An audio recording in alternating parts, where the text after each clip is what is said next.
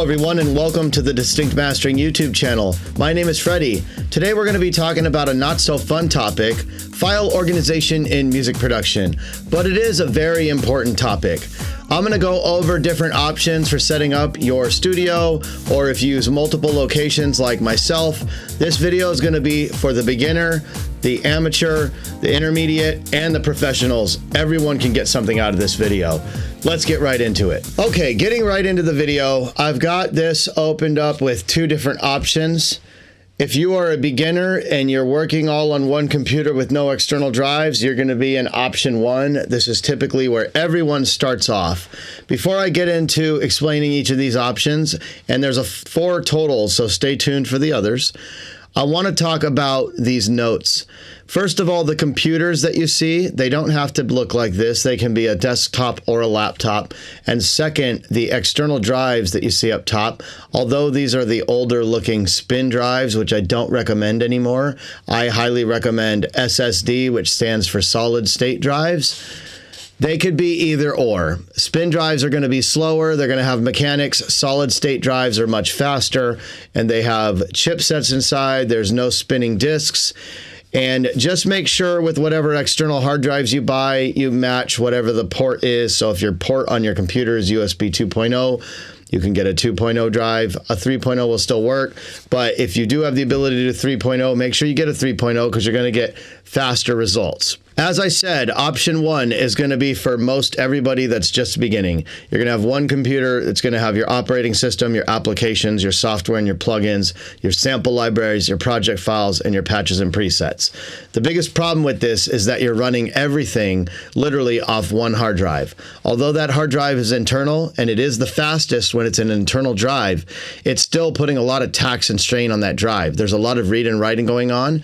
You're trying to ask it to run your operating system, your DAW of choice, whatever plugins you're using, read your sample libraries and your sound sets, read your DAW project files. So there's a lot of back and forth and reading and writing going on between the drive, and it can just put a lot of tax and strain. Option two is a better option even if you're a beginner. And the only difference here is that you have a computer with the operating system, the applications, and the software and plugins, and that's it.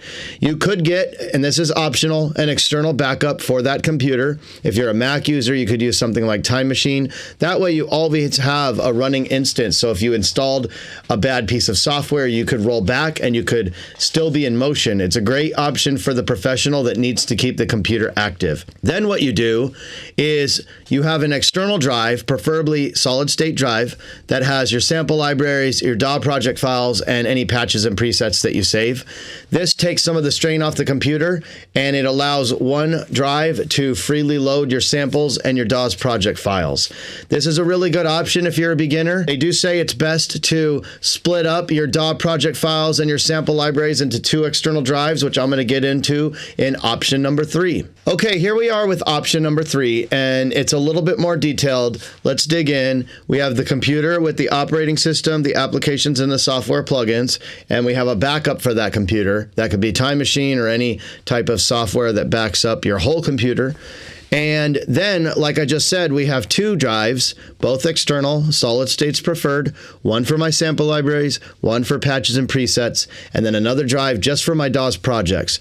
Adding into the mix here is another backup drive, which backs up both of those hard drives. Now, you could have, if you have enough space on the backup, one backup drive that can do the backups for both drives and your computer, but you cannot have one backup drive, say, for Time Machine, and then to do hard backups of your files.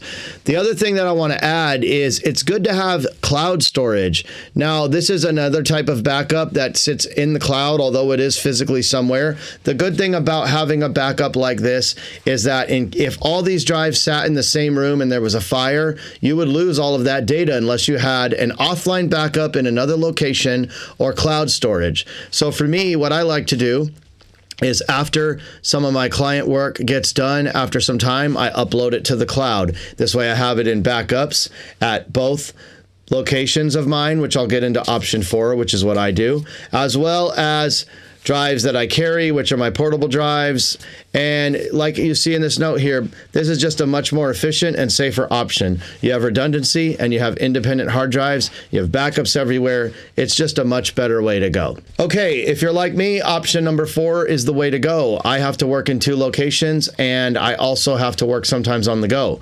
Don't worry, it looks a little daunting. It's pretty easy. I'll explain it. We have the computer. Same thing. This is my studio computer.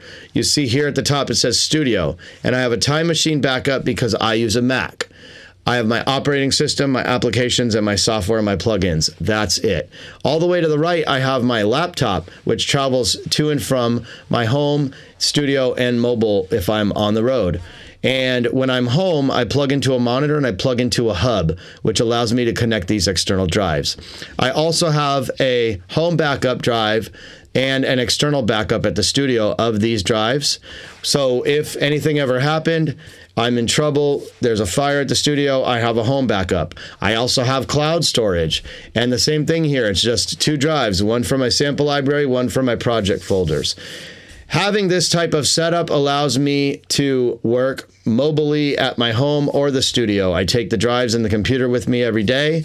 When I set up this computer, this laptop, I just took the Time Machine of the studio, loaded it onto the laptop, and it's the same operating system, so everything is smooth, everything always works. I can plug the drives, the external drives, into either the studio computer, the home studio computer, or while I'm on the go. I have all my sessions with me. If I need to go back and get client work, I have cloud storage. If I need to do it mobily, I can get it from anywhere, basically. One backup at each location. Having this type of setup allows me to be on the road or at my studio while keeping redundant backups. This is really for the music professional. Don't worry if you're not at this stage yet, if you don't have multiple locations, you can work your way up here. It took me a long time to get here. I worked my way up over the years, and this has been the best system I've found to organize my files and my situations at all of my locations for music production. Last but not least, I want to add that backing up your music is really important. I personally have lost some data and it's never fun. I have an old video on how I back up all of my documents and all of my music productions. Check that out. I'll leave you a link up above. If you found this video informative, please consider hitting that like button, subscribe to my channel, and the bell notification will keep you up to date. My name is Freddie from Distinct Mastering, and I will catch you on the next one. Peace.